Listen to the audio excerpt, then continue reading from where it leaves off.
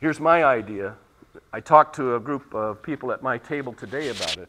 I want our district to sponsor a YouTube contest where you create a YouTube, you work with a team, let's say at your school, and you may be eligible, don't hold me to this because it's still in the formative stages, for a $1,000 prize. That YouTube, my hope, will go out to lots and lots of young people and start educating them about ethics. It would be around the four-way test. It could be funny, serious, but it would be about, is it the truth? Is it fair to all concerned? That four-way test. If you have any feedback, I would be happy to hear it. Now, I said that Rotary was 1.2 million in 200 countries around the world. You each have a card. One person from each table, quickly, would you tell me what country your card comes from? This was a card given to me in January, all these cards I collected in January, when all of the district governors, my counterparts, met in January from the 200 countries. So I was in a meeting, and this person was from Turkey, and Cortland was from Romania, and someone was from Greece, and someone was from California, but we were all joined together to make common cause on behalf of humankind. Chicago, what card do you have there? I have a card for Stefan from Uganda. That's why I say, just read the country, because these names can be hard. So we have someone from Uganda. Here, what card do you have? North Carolina. I've heard of that place. What card do you have? Illinois. Illinois. Switzerland. Switzerland. Germany. Germany. Basque Country and Spain, maybe, for you. Okay, over here. Brazil. Over here. Norway. Norway, back there. Say it again. Japan. Say it again. Philippines. Taiwan. Greece. Say it again. Canada. Have I gotten to every table? Did I get to that table? Give me a name. Latvia. I hope you can get a sense of that. This is not the Rotary Club of District 5400, just Idaho.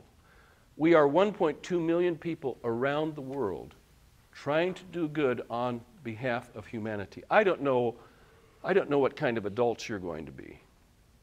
I don't know if 20 years from now you'll say, oh yeah, I was at Ryla. They talked about service above self. But I've been so busy trying to get an education and raising a family, I haven't volunteered for my community. I really haven't reached out to anyone because I really don't believe in service above self. I believe in self above service. The motto of Rotary is service above self. Well, you can see, for those who can see this, my next item is pursuing peace. I have a question for you. If you are from, let's say, Ammon, I know there's someone from Ammon here, and you wanted to make war on people from, oh heavens, give me a small town. Rexburg. How would you go about convincing your people from Ammon to hate the people from Rexburg? What would you do? Well, let me tell you why I asked that. Did you have an answer? Someone? Let me tell you why I asked the question. In one of the Rotary training sessions, I met a young lady who is a Rotary World Peace Scholar. Rotary has 6 universities to which they send young scholars to learn peace and conflict resolution. She posed this question to me. I can get emotional here. Forgive me if I do. You have 1 minute to flee your hut. You're in Africa. Because the neighboring tribe is coming with machetes, and they're coming to kill you and your family. What 3 things will you grab as you rush out the back door to flee those killers? This was my response. I'd never heard such a question. We live in a peaceful society. We don't have to worry about the tribe of Ammon going to kill the tribe of Rigby. It doesn't happen, but it does elsewhere. So I thought, what in the world would I take? This came home to me when my wife and I befriended a black lady and her children who were refugees in Boise. And it wasn't just a theoretical issue anymore. Here's her story. Exactly what I described from M.J. Volnovich. She had to flee her house. How could the killers tell whom to kill? By the language. Her husband could not speak the language of the killers. She could. They were captured. He was beheaded in front of his family. She spent the next 13 years in a refugee camp. I can open the paper just as you can and read that story. Well, isn't that unfortunate? But what happened to me was that story became a part of my life, and it was very intimate. So, when you hear about Rotary pursuing peace and creating a scholarship, very expensive scholarship for young people to study peace and conflict resolution, that may be you someday. You may be that scholar. You can apply for that scholarship. You can go to one of those universities and make this world a better place. So maybe you can see why I'm proud to be a Rotarian. I'm proud to be a Rylarian. Thank you, thank you.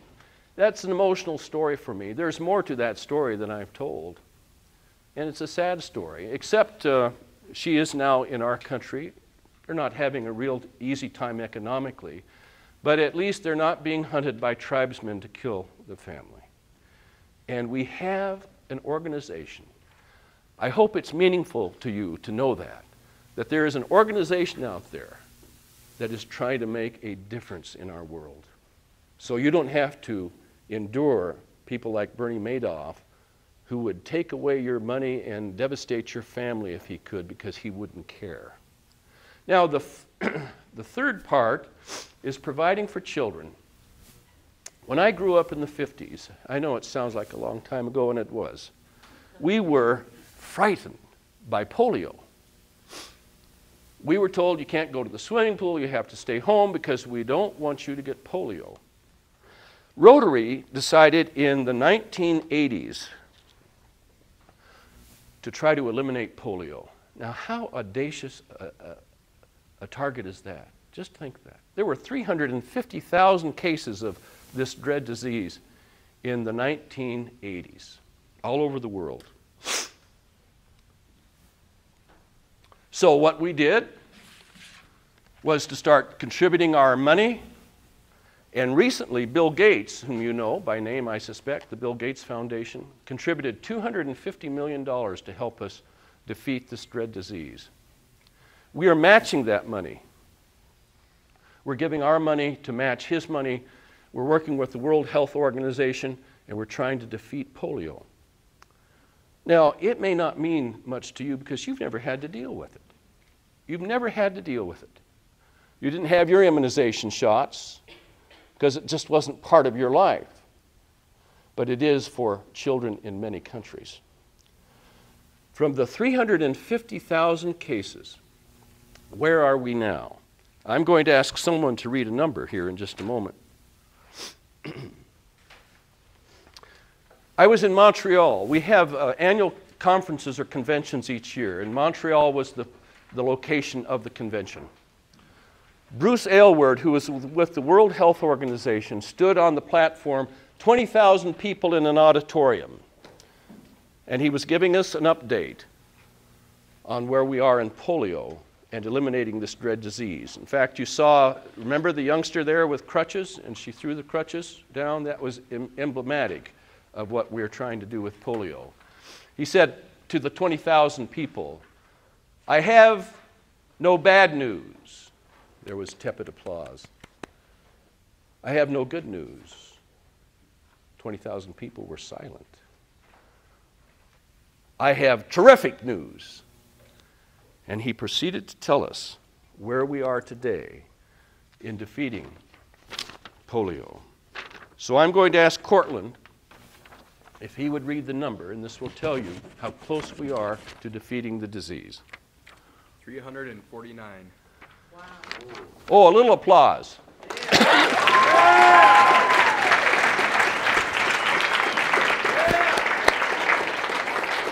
So perhaps for the first time in the history of mankind, we're going to defeat a disease that has been with mankind from the very beginning. You have a chance to really make a difference.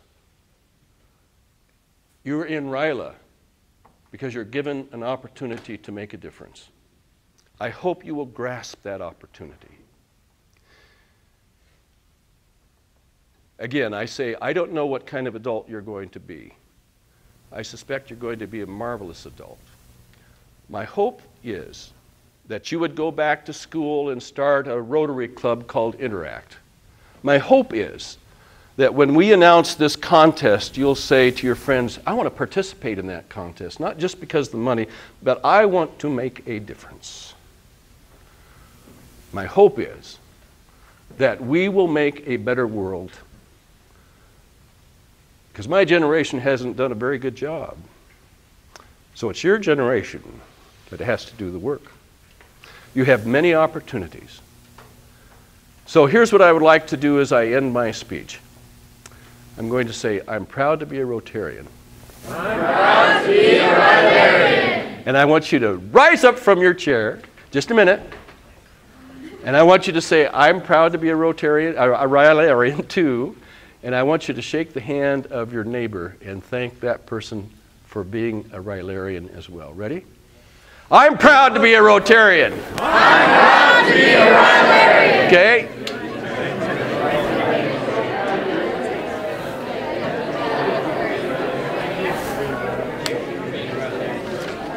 Going to turn it over to you, Sam.